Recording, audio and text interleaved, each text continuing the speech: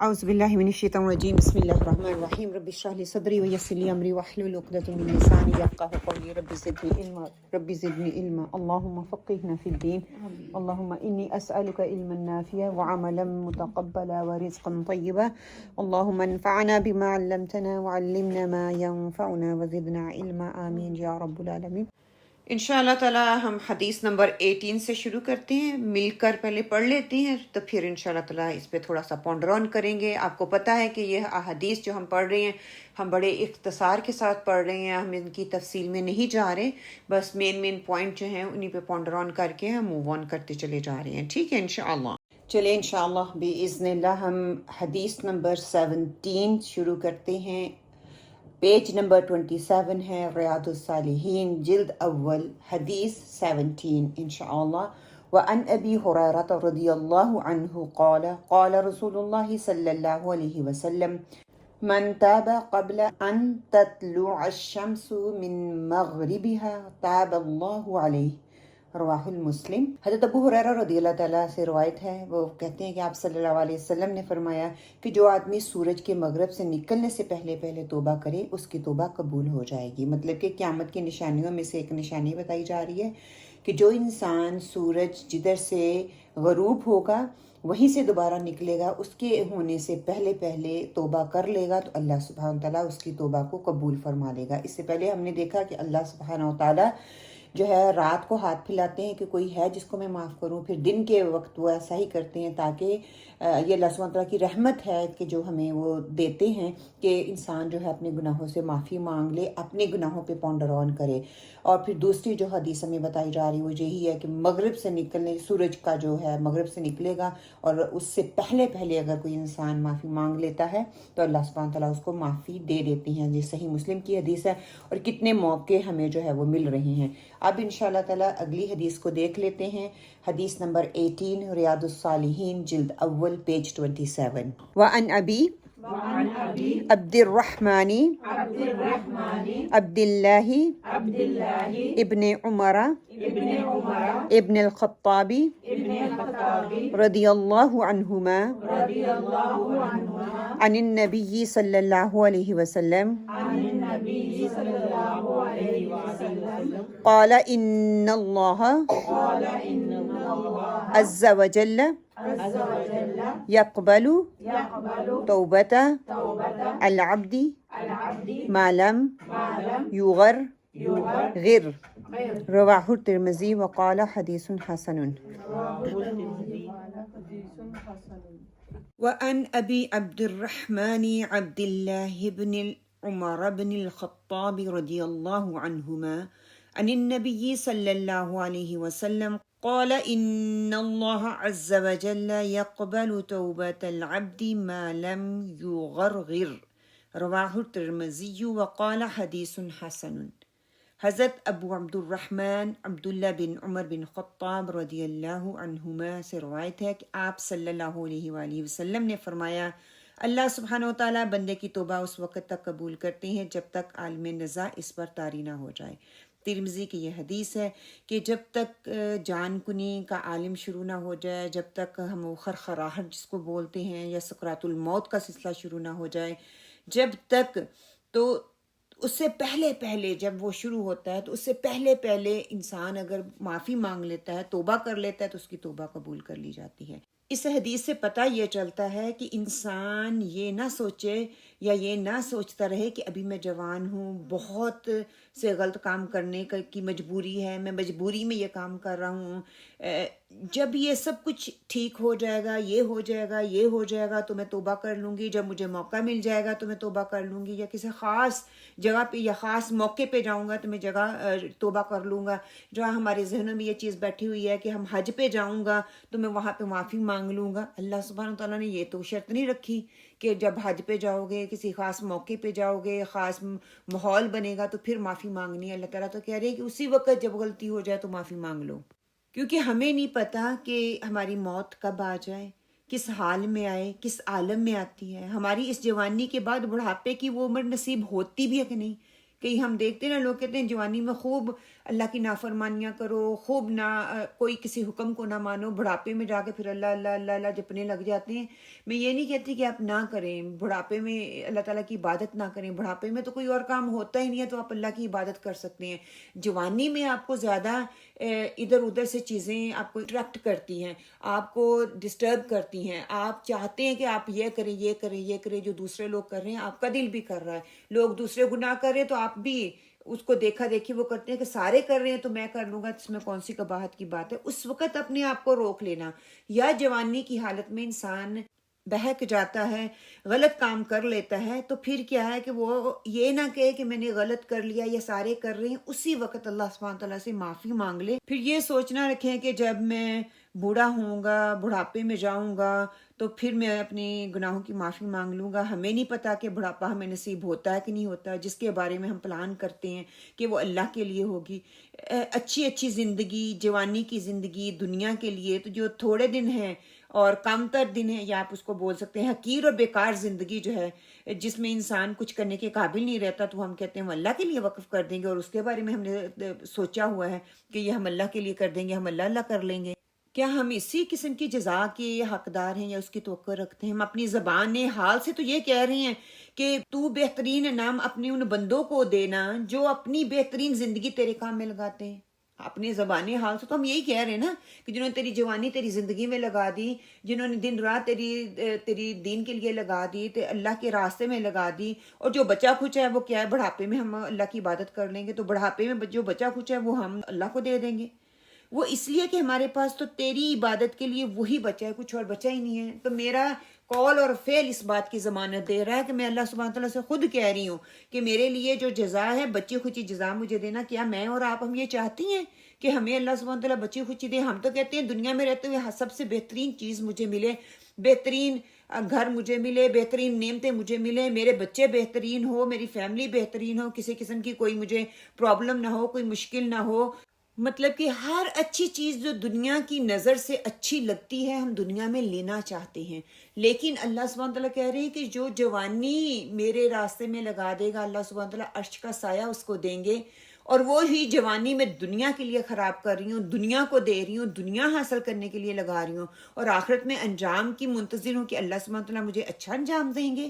یہ ممکن نہیں ہے، اللہ یہ کہ اللہ سبحانہ تعالیٰ رحم فرما دے جس طرح دنیا میں رحم فرما رہا ہے، لیکن اللہ تعالیٰ نے ساتھ میں شرط رکھی ہے، جیسا بوگے ویسا ہی کاٹو گے۔ یہ پاسبل نہیں ہے کہ دنیا میں میری نافرمانی کرو، اللہ کے رسول صلی اللہ علیہ وسلم کی نافرمانی کرو، کوئی دین کے راستے پر چلنے کا نہ کسی کو حکم دو، نہ کوئی کام کرو، نہ اس پہ چلنے کی کسی کو آپ جو ہے تبلیغ کرو، نہ کسی کو نہیں منکر کرو، اور ہر برائی کرتے رہو، اور اپنی ساری کی ساری بہترین جوانی جو ہے دنیا کے لیے لگا دو، اور آخرت میں انجام جو آپ سوچو کہ اللہ سبحانہ تعالیٰ دنیا بھی آپ کو بہترین مل گئی اور آخرت بھی بہترین مل جائے گی، یہ پاسبل نہیں ہے۔ آگے جو ہے حدیث نمبر 19 ہے، یہ کافی لمبی ہے انشاءاللہ تعالیٰ۔ زر بن حبیش کہتے ہیں کہ میں موضوع پر مسح کرنے کے متعلق مسئلہ پوچھنے کے لیے حضرت صفوان بن عسال اللہ کی خدمت میں حاضر ہوا تو انہوں نے فرمایا، اے زرا کیسے آنا ہوا؟ میں نے عرض کیا حصول علم کے لیے، تو فرمایا فرشتے طالب علم کی اس طلب پر خوش ہو کر اپنے پر بچھاتے ہیں۔ میں نے عرض کیا کیا پیشاب پیخانے کے بعد موضوع پر مسح کرنے کا مسئلہ میرے دل میں کھٹکتا ہے۔ آپ چونکہ صحابی رسول صلی اللہ علیہ وسلم ہیں، لہٰذا میں یہ مسئلہ دریافت کرنے کے لیے حاضر ہوا ہوں۔ کیا آپ نے اس سلسلے میں آن حضرت صلی اللہ علیہ وسلم کو کچھ فرماتے سنا؟ فرمایا جی ہاں، آپ صلی اللہ علیہ وسلم ہمیں حکم فرماتے تھے کہ جب ہم سفر میں ہوتے یا مسافر ہوتے کہ 3 دن رات تک اپنے موضوع کو نہ اتاریں، البتہ جنابت کی حالت میں اتار دیں، لیکن پیشاب پیخانہ نیند کی حالت میں نہ اتاریں۔ میں نے عرض کیا کہ آپ نے محبت کے متعلق حضور صلی اللہ علیہ وسلم کو کچھ بتاتے سنا؟ انہوں نے فرمایا ہاں، ہم آن حضرت صلی اللہ علیہ وسلم کے ساتھ ایک سفر میں تھے، ہماری موجودگی میں ایک بدو یعنی کہ دیہاتی آدمی آیا اور بلند آواز سے پکارا یا محمد کہہ کر آواز لگائی. آپ نے بھی بلند آواز سے اس کو جواب دیتے ہوئے فرمایا ادھر آؤ. میں نے اس دیہاتی کو کہا افسوس ہے تم پر، تم اپنی آواز کو پست کرو کیونکہ تم نبی کریم صلی اللہ علیہ وسلم کے پاس ہو اور اس طرح آواز بلند کرنے سے روکا گیا ہے. اس نے کہا اللہ کی قسم میں تو آواز پست نہ کروں گا. پھر اس دیہاتی نے کہا حضرت اگر کوئی شخص کسی گروہ میں سے محبت کرتا ہو مگر ابھی بھی ان کے ساتھ نہ ملا ہو تو آپ صلی اللہ علیہ وسلم نے فرمایا آدمی قیامت کے دن اس کے ساتھ ہوگا جس سے وہ محبت کرے گا. آپ صلی اللہ علیہ وسلم گفتگو فرماتے رہے یہاں تک کہ آپ نے ایک دروازے کا ذکر فرمایا جو مغرب کی جانب واقع ہے. اس دروازے کی چوڑائی میں ایک سوار 40 یا 70 سال چلتا رہے. حضرت سفیان جو اس روایت کے راوی ہیں فرماتے ہیں کہ وہ دروازہ شام کی طرف ہے اور اللہ سبحانہ و تعالیٰ نے اس کو آسمان اور زمین کی پیدائش کے وقت سے پیدا فرما کر توبہ کے لیے کھول دیا ہے اور اس وقت تک کھلا رہے گا جہاں تک کہ سورج مغرب سے طلوع ہو. ترمذی حدیث حسن صحیح. ایک صحابی دوسرے صحابی کے پاس آتا ہے اور آ کر وہ پوچھتا ہے مسئلہ پوچھتا ہے اور پھر کیا ہے کہ ایک چھوٹے سے مسئلے کو پوچھنے کے لیے وہ گھر سے نکل کر دوسری جگہ پر آئے. سفر کیا انہوں نے. پہلی بات تو یہ ہمیں سمجھ میں آتی ہے اور رسول صلی اللہ علیہ وسلم سے سوال کرنے کے لیے وہ آئے ہیں اور سوال انہیں یہ نہیں کہا چھوٹا ہے یا بڑا ہے کہ مجھے پتا نہیں ہے تو میں نے پوچھنا ہے. ہم کئی دفعہ کہتے ہیں سوال چھوٹا ہے تو چلو رہنے دیتے ہیں کیا پوچھنا ہے. کیا چھوٹا ہو یا بڑا ہو سوال سوال ہے. آپ کے علم میں اضافہ کرتا ہے، آپ کے عمل میں لانے کا سبب وہ چیز بنتی ہے. اگر سمجھ ہوگی پتہ چلے گا. اگر آپ ڈاؤٹ میں ہیں تو آپ کے عمل میں نہیں آئے گی کیونکہ آپ خود شور نہیں ہو. جب آپ کسی چیز کے بارے میں شور ہو جاتے ہیں وہ چیز آپ کے عمل میں آ جاتی ہے. سبحان اللہ. ایک چھوٹی سی بات جہاں پہ یہ آتی ہے کہ کتنے خوبصورت انداز میں انہوں نے پوچھا. یہ نہیں کہا کہ تم نے یہ سوال پوچھنے کے لیے آئے ہو یا کیوں آئے ہو، کہ انہوں نے کیا کیا کہ آپ صلی اللہ علیہ وسلم نے فرمایا چھوٹی سی نیکی کو بھی حقیر نہ سمجھو کہ آپ علم حاصل کرنے کے لیے آئے ہو.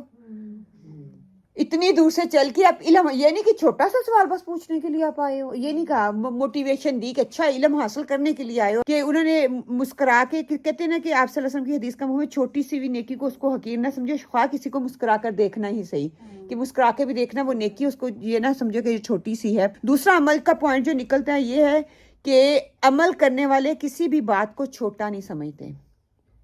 وہ میری اور آپ کی بات نہیں ہو رہی، وہ صحابہ کرام کی بات ہو رہی ہے. اور جو پوچھتے تھے جو آپ صلی اللہ علیہ وسلم کے منہ سے نکلتا تھا وہ ان کی زندگیوں کا حصہ بن جاتا تھا اور وہ چھوٹی چھوٹی چیز کو چھوٹی چیز سمجھتے تھے بلکہ عمل کے لیے اس چیز کو لیتے تھے. پھر صحابہ کرام جو تھے وہ مفتی نہیں تھے. انہوں نے کسی بھی سوال کا فوراً انہوں نے جواب نہیں بتا دیا یہ حلال ہے یہ حرام ہے یہ صحیح ہے یہ درست ہے اس کو کرنا چاہیے اس کو نہیں کرنا چاہیے. پورا بتاتے ہیں. آپ صلی اللہ علیہ وسلم پورا وہ نقشہ بیان کرتے ہیں. اس وقت ہم بیٹھے ہوئے تھے، اس وقت ہم کھا رہے تھے، یا آپ صلی اللہ علیہ وسلم نے چھڑی کے سامنے پوری وہ پکچر ایک بنا کے پھر وہ حدیث کو جو ہے وہ بیان کرتے ہیں. یہ بتا دیا کہ جو نکلتے ہیں نا تو اس کے لیے فرشتے جو ہیں اپنے پر پھیلاتے ہیں. ایک حدیث میں آتا ہے نا فرشتے ان کے لیے باہر نکل کے گشت کرتے ہیں، ڈھونڈتے ہیں ایسی محفل کو. مطلب کئی احادیث میں مل جاتی ہیں.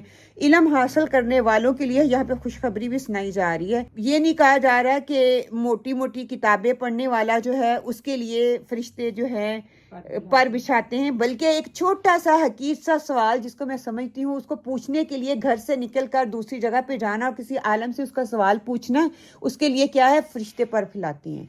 اگر میں کسی سے کہوں نا کہ ہاں آیا کرو کلاس میں تو آگے سے کیا ہوتا ہے نہیں میرے پاس تو اتنی بڑی بڑی کتابیں ہیں میں ان سے سیکھ لیتی ہوں، یا آج کل تو ریسورسز اتنے ہیں میں گھر پہ بیٹھ کے سیکھ لیتی ہوں. لیکن آپ گھر پہ بیٹھ کے علم حاصل کر سکتے ہیں یہ نہیں کہ نہیں، لیکن سبحان اللہ ان کے لیے پھر یہ خوشخبری نہیں ہے. فرشتے جو ہیں محبت میں، اس بندے کے خلوص میں، اس بندے کے شوق کو زیادہ کرنے کے لیے کہ جو علم حاصل کرنے کے لیے نکلتے ہیں اس کے لیے وہ کیسے پر پھیلاتے ہیں. اس مخلوق کو اللہ سبحانہ تعالیٰ نے ایک علم حاصل کرنے والے کے لیے لگا دیا. اور یہاں پہ میں چھوٹی سی ایک کہہ لیں کہ علم حاصل کرنے والے کی قدر دانی جو ہے وہ اس کے بارے میں بتایا جا رہا ہے کہ دین میں علم حاصل کرنے والوں کے لیے کتنے انعامات ہیں اور اللہ سبحانہ تعالیٰ نے کتنی مطلب کہ ان کے لیے انکریجمنٹ جو ہے وہ ہمیں آتی ہے نا کہ گھر سے جب نکلیں صبح اس شعور کے ساتھ نکلیں الحمدللہ فرشتوں کے پر پھیلا رہے ہیں. ایک ایک قدم جا رہا ہے تو فرشتے کا قدم پر میرے قدم سے پہلے آ رہی ہیں. نہیں وہ ایک موٹیویشن دی جا رہی ہے نا، انکریجمنٹ کی جا رہی ہے. ہاں نہیں پڑھو واللہ عالم، اللہ بہتر جانتا ہے، ہم اس کو دیکھ تو نہیں نہ سکتے. ایک نا حدیث تھی نا کہ ایک صحابی شہید ہوئے تھے تو نبی پاک صلی اللہ علیہ وسلم جنازے پر جب کیے تو آپ جو ہے نا پیر اٹھا کے نا چل رہی تھی، تو ان سارے صحابہ نے پوچھا کہ ایسا آپ کیوں کہہ رہے ہیں؟ انہوں نے کہا کہ میرے پاؤں فرشتوں کے پاؤں کے ساتھ نہ لگ دی کہ پھر جب باقی لوگ جا رہے انہیں تو نہیں دکھ رہے تھے. اوبیسلی فرشتے ایسی مخلوق ہے ہر کسی کو تو نہیں دکھتے. آپ صلی اللہ علیہ وسلم نے اپنی زندگی میں جبرائیل علیہ السلام کو 2-3 دفعہ ہی دیکھا تھا نا، تو باقی کسی نے بھی نہیں دیکھا. تو مخلوق وہ ایسی ہے کہ عام نظر نہیں آتی، جو اللہ یہ کہ جس کو اللہ دکھانا چاہے. ایک اور حدیث بھی ہے نا کہ آپ صلی اللہ علیہ وسلم نے کہا کہ جو علم سیکھنے کے لیے آتے ہیں نا، جو طالب علم ہوتے ہیں، ان کو میرا سلام کہنا. تو یہ کتنی بڑی بات ہے کہ ہمارے لیے انہوں نے سلام بھیجا، تو اب ان کی محفل میں بیٹھے ہوئے ہیں، وعلیکم السلام. وعلیکم. اور آپ صلی اللہ علیہ وسلم بھیج رہے ہیں کہ آنے والے آئیں گے، میری طرف سے بھیج دینا. سبحان اللہ، کہ ایک علم حاصل کرنے والے. اور پھر دوسری بات یہاں پہ مجھے یہ آتی ہے، ہمارا ایک کانسیپٹ ہوتا ہے نا کہ صرف وہی یہ قرآن کو ہمیں سیکھنا چاہیے اور اسی کے لیے زیادہ ثواب ہے. اوبویسلی اس کا بہت اہمیت ہے. آپ صلی اللہ علیہ وسلم کو سب سے پہلے وہی کیا کروائی گئی؟ اقرا، پڑھو. آپ صلی اللہ علیہ وسلم کو یہی سکھایا گیا، اور آپ صلی اللہ علیہ وسلم کی امت کو بھی آگے وہی بتایا جا رہا ہے کہ انفارچونیٹلی امت کو دیکھ لیں، امت میں اتنے جاہل ہیں. علم حاصل کرو، امت مسلمہ اتنی پست جا رہی ہے، اتنی ڈاؤن ہے. دوسرے لوگوں کو دیکھ لے، وہ دنیا کا علم میں بھی، یہ نہیں کہ دین کے علم میں، دنیا کے علم میں بھی پیچھے ہے. مسلمان امت بہت ہائی نہیں جا رہی. یہ جو بک ہم نے پڑھی ہے، جہاں سے انہوں نے کہا تھا کہ بگاڑ کیسے شروع ہوا، کہ جن کے پاس تو علم تھا اور عمل تھا وہاں تک رہا، آگے تو لوگوں نے بگاڑ ہی کرنا تھا، کیونکہ ان کے عملی علم ہی نہیں اس حساب سے پہنچا، اور عمل بھی ان کے پاس ویسے نہیں آیا. پھر دین اور دنیا دونوں علم کی بات یہاں پہ کی جا رہی ہے کہ دوسروں کو فائدہ پہنچانے والا علم ہو. یہ بھی کانسیپٹ جو ہمارے پاس ہے نا کہ صرف دینی علم ہو اور دنیاوی علم نہیں، وہ علم جو دوسروں کو فائدہ پہنچانے والا ہوتا ہے، فرشتے ان کے لیے آتے ہیں. جس سے کوئی دوسرا فائدہ حاصل کر لے وہ آپ علم حاصل، جیسے اب ڈاکٹر ہے یا انجینئر ہے، اس کے دو کا انما الاعمال بالنیات کے اس کی دو انٹینشن ہو سکتی ہیں. ایک یہ کہ میں ڈاکٹر بن رہا ہوں پیسوں کے لیے، جو آج کل بتایا جا رہا ہے بچوں کو. ایک یہ کہ میں لوگوں کی خدمت کے لیے، لوگوں کو بچانے کے لیے، کسی ایک جان کو میں بچاؤں گا، کسی کو ڈاکٹری کروں گا، یا کوئی نرس بن رہی ہے، یا کوئی ٹیچر ہے. ایون دو جب میں ٹیچنگ کرتی تھی، میری ہمیشہ انٹینشن صبح یہی ہوتی تھی، میں نے جانا ہے نان مسلموں کو پڑھانا ہے، لیکن میں اپنا کوئی ایک طریقہ دے آؤں گی، کوئی ایک اخلاقیات کا ان کو سکھا دوں گا. میرے لیے وہ صدقہ جاریہ ہے، ایون دو نان مسلم بیٹھے ہوئے ہیں.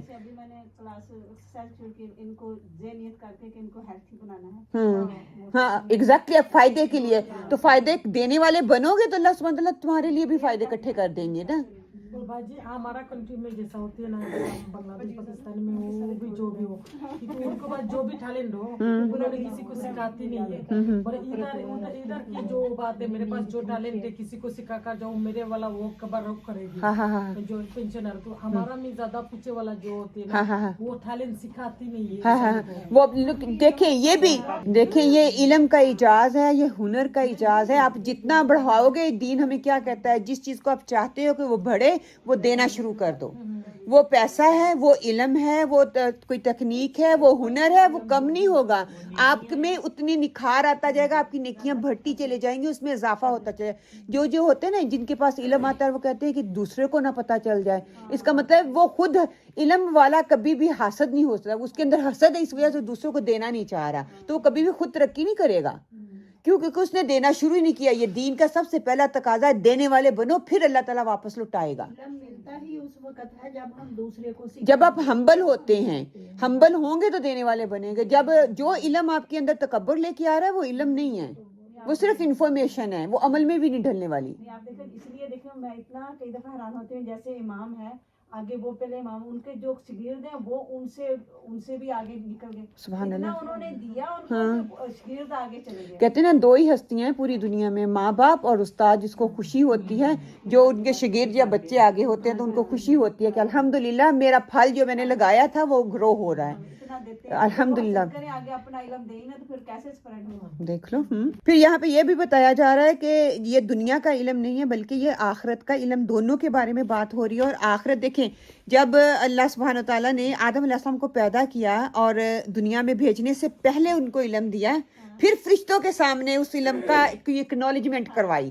پھر اس کے بعد جو ہے ہدایت کی علم بعد میں آیا. پہلے کائنات کا علم دیا، پہلے نام بتائے یہ سارا کچھ بتا کے پھر فرشتوں کے سامنے سجدہ کروا کے تو پھر ان کو دنیا میں بھیجا، پھر ہدایت کی، عبادات کرنی ہے اور دین کے راستے پہ چلنا ہے، یہ سارا علم جو ہے ان تک پہنچایا. اور اس میں بھی سبق ہے نا ہمارے لیے کہ اللہ نے ہم کو علم دے کے تو اشرف المخلوقات بنایا، ہاں عقل دی، دی. ہاں علم ہمیں سیکھنا چاہیے، اپنے عمل میں لے کے آنا چاہیے. علم ملتا کب ہے؟ کہتے ہیں کہ جب دنیا میں انسان کو بھیجا گیا اور اسی علم کی بنیاد پر انسان فرشتوں سے جیت گیا. جس علم کو ہم عام سمجھتے ہیں اس کی کوئی اہمیت ہی نہیں ہے، اور دوسروں کو بتاتے ہوئے ہم ہچکچاتے ہیں، وہ کہتے ہیں کیا کرتے ہو؟ کچھ بھی نہیں. یہ نہیں کہ میں علم لینے جاتی ہوں یا میں فلاں مسجد میں یا فلاں جگہ سے سیکھ رہی ہوں، دنیاوی ہے یا دین کا ہے. اور دنیا کا تو شاید میں بتا دوں میں ڈگری حاصل کر رہی ہوں یا میں ڈاکٹر بن رہی ہوں یا میں انجینئر یا میں ٹیچنگ کر رہی ہوں. اگر یہی دین کے حوالے سے ہو تو میں کہوں گی اچھا میں کچھ بھی نہیں کرتی، سارا دن فارغ. مطلب جتنی مرضی بھی آپ مصروف ہو، آپ نہیں بتا سکتے کانفیڈنٹلی کہ میں دین کا کام کرتی ہوں یا دین کی علم حاصل کرنے کے لیے جاتی ہوں. تو کیا ہے اللہ سبحانہ تعالیٰ نے وہیں پہ بتا دیا کہ فرشتوں سے جیتنا آسان ہے، شیطان سے جیتنا آسان نہیں ہے. شیطان سے جیتنا آسان نہیں ہے کہ شیطان کے لیے ہمیں علم ہدایت جو ہے وہ بہت ضروری ہے، قرآن کے ساتھ جڑنا بہت ضروری ہے. اگر میں نے شیطان سے جیتنا ہے نا، وہ عقل کی بنیاد پہ نہیں جیت سکو گے، وہ علم کی بنیاد پہ جیت سکو گے.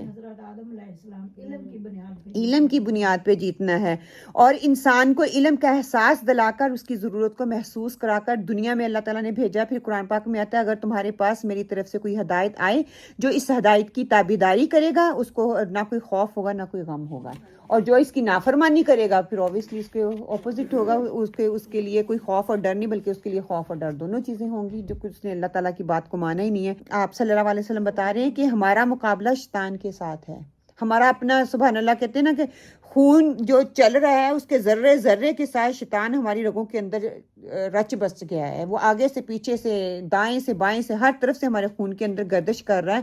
نہ سوتے وقت وہ ہمیں چھوڑتا ہے، نہ جاگتے وقت، نہ کام کرتے وقت، نہ نیکی کا کام کرتے وقت، نہ کوئی دنیاوی کام کرتے وقت، نہ کوئی معاملات کرتے وقت. مطلب ہر وقت وہ انسانیت کے اندر اپنی چیز کو انجیکٹ ہی کرتا رہتا ہے، یا وہ غصے کی شکل میں، یا وہ بد اخلاقی کی شکل میں، یا وہ نفرت کی شکل میں، یا وہ حسد کی شکل میں.